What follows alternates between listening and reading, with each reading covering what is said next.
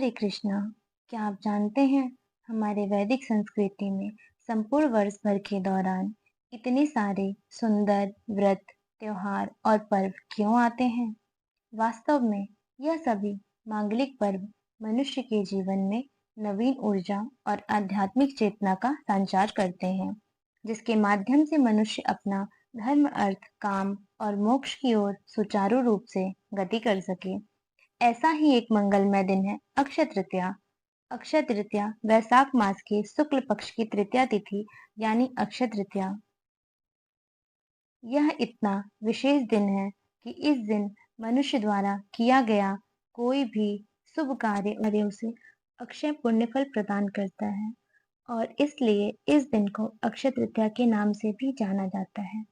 आज हम इसी अक्षय तृतीया के नाम से जुड़ी एक पौराणिक कथा का श्रवण करेंगे। लेकिन उससे पहले अगर आप हमारे चैनल पर पहली बार आए हैं और अभी तक सब्सक्राइब नहीं किया तो अभी करें। आपको हमारे भारतीय संस्कृति से जुड़ी महत्वपूर्ण जानकारियां यहाँ प्राप्त होंगी। तो चलिए कथा का प्रारंभ करते हैं। ये प्राचीन समय की बात है जब ये पृथ्वी अनेक महान राजाओं से और तेजस्वी ऋषि मुनियों से सुसज्जित हुआ करती थी। चारों ओर धर्म और सुख का वास था, लेकिन फिर भी कर्म का चक्र सबके लिए एक समान कहाँ होता है ना? तो बस ऐसे समय में भी एक ब्राह्मण अपने परिवार के साथ रहता था, जो कि अत्यंत निर्धन था। इस परिवार में मात्र ब्राह्मण और उसकी पत्नी थे। न तो उनके पास कोई धन संपत्ति थी और न ही पुत्र धन था। जी हाँ, ये ब्राह्मण दंपति संतानहीन थे। लेकिन इस ब्राह्मण के जीवन में जो एक सुख था वह थी उसकी पत्नी। उस ब्राह्मण की पत्नी अत्यंत विनम्र, सुंदर और पतिव्रता थी। ब्राह्मण भिक्षा मांग के जो भी लाता उसी में वो संतुष्ट रहती थी और अपने पति की सेवा करती थी। अनेक प्रयासों के बाद भी ब्राह्मण अपने जीवन निर्वाह हेतु पर्याप्त धन एकत्रित नहीं कर पाते थे। इस अवस्था में भी वे दोनों पति पत्नी परम भगवान के प्रति समर्पित थे। आखिर एक दिन ब्राह्मण की पत्नी ने कहा, स्वामी, आप इतना प्रयास करते हैं, लेकिन फिर भी हम अपने जीवन यापन हेतु पर्याप्त धन एकत्रित नहीं कर पाते। हमारे भाग्य में संतान सुख भी नहीं है।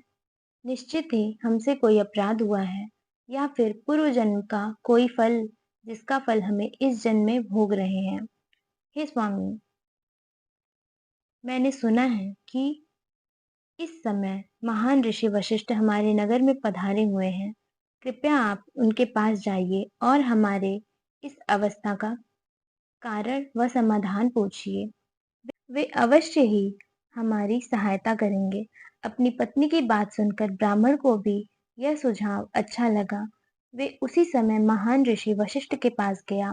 वहां जाकर उन्होंने प्रणाम किया और हाथ जोड़कर ऋषि से प्रार्थना करते हुए कहा, हे ऋषिवर, आप तो त्रिकालज्ञ हैं। आप प्रत्येक जीव के भूत, भविष्य और वर्तमान से परिचित हैं। हे प्रभु, कृपया मेरी इस समस्या का समाधान बताइए। किस वजह से मैं निर्धन और संतानहीन अवस्था को प्राप्त हुआ? किस उपाय से हम इससे मुक्त हो सकते हैं? कृपया हमारा मार्गदर्शन करें। ऋषिवर, ब्राह्मण की बात सुनकर ऋषि वशिष्ठ ने कहा, पुत्र, पिछले जन्म में तुम अत्यंत धनी थे और तुम्हारे अनेक पुत्र भी थे, लेकिन उस समय तुम अत्यंत कृपण थे। यहाँ तक कि तुमने अपनी संतानों के लिए भी धन खर्च नहीं किया था। अपने धन और संपत्ति के प्रति तुम्हारी शासक थी और अपनी संतान के प्रति लापरवाही के परिणाम स्वरूप तुम्हें इस जन्म में निर्धनता और संतानहीन होने का अभिशाप मिला है। उस समय किसी कारणवश वैशाख मास के अंतिम 5 दिन में व्रत का पालन किया था तुमने, इसलिए इस जन्म में तुम्हें ब्राह्मण का शरीर और अच्छी पत्नी प्राप्त हुई है। इस जन्म में भी वैशाख मास के कम से कम और 7 दिनों तक भगवान श्री कृष्ण की भक्ति करोगे और व्रत का पालन करोगे तो इस अभिशाप से अवश्य ही मुक्त हो जाओगे और वैशाख मास के शुक्ल पक्ष में आने वाले अक्षय तृतीया के दिन परम भगवान श्री कृष्ण की पूजा अर्चना करो। ब्राह्मण ने ऋषि वशिष्ठ की बात का पालन किया और उसके फलस्वरूप वो ब्राह्मण अपने निर्धन और संतानहीन अवस्था से मुक्त हुआ। इस कथा का महत्व सुनाते हुए कहा गया है कि जब हम इस प्रकार की पौराणिक कथाओं का श्रवण और पठन करते हैं तो हम अपने आप में ही परम भगवान, गुरु, वैष्णव की सेवा से संलग्न होते हैं। इसलिए अक्षय तृतीया के दिन इस कथा का श्रवण अवश्य करना चाहिए। इस दिन हमें हरे कृष्ण मंत्र का उच्चारण अवश्य करना चाहिए और अपने क्षमता अनुसार कुछ न कुछ दान भी अवश्य करना चाहिए।